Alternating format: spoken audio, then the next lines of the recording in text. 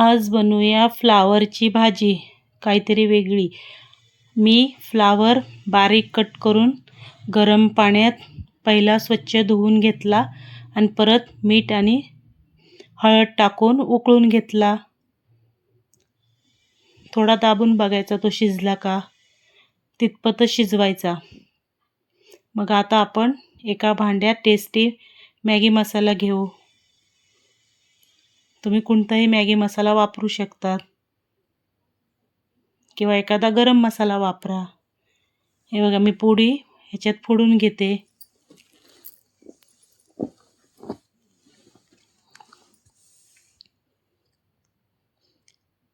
धने पावडर, जिरे पावडर, हळद, काश्मीरी लाल मिरची पावडर, लाल तिखट,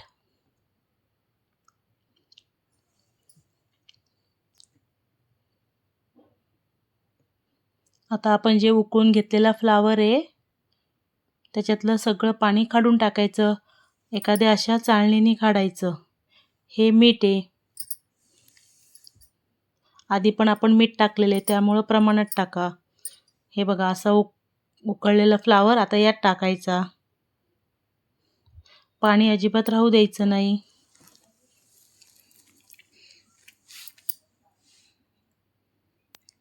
आता मी सगळा फ्लावर यात काढून घेते.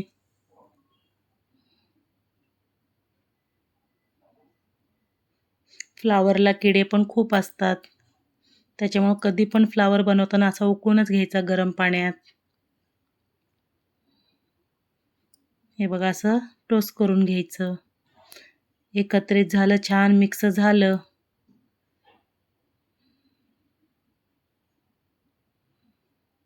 आपण दरवेळी कांदा टमाटा फोडणी देऊनच भाजी सुकी बनवतो. कधीतरी अशी बनवून बघा, खूप छान होती. आता यात टमाटा आणि कांदा टाकून घ्यायचा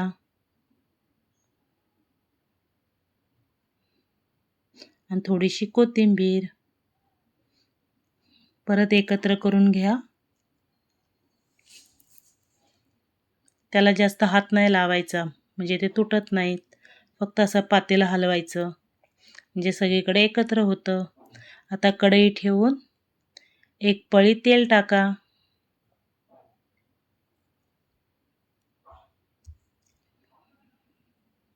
तेल गरम झाल्यावर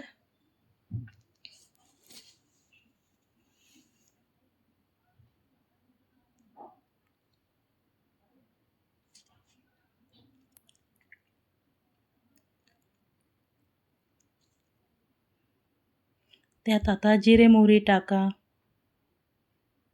आणि जिरे मोहरी चांगली तडतडली की त्यात कढीपत्ता टाका.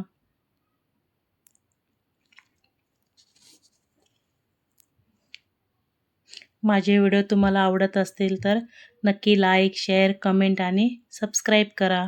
थँक्यू. तुम्ही सर्वांनी मला आतापर्यंत साथ दिल्याबद्दल खूप खूप धन्यवाद तुमचे सर्वांचे.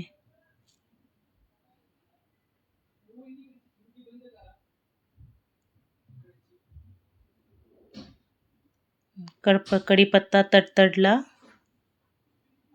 त्यात थोडासा आता हिंग टाकून घ्या.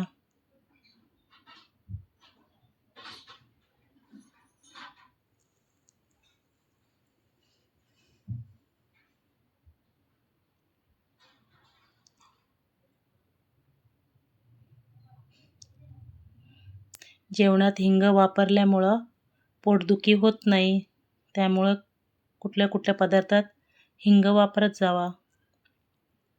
आता हे टोस्ट केलेल्या भाज्या ह्याच्यात टाकून घ्या आणि छान फ्राय करा.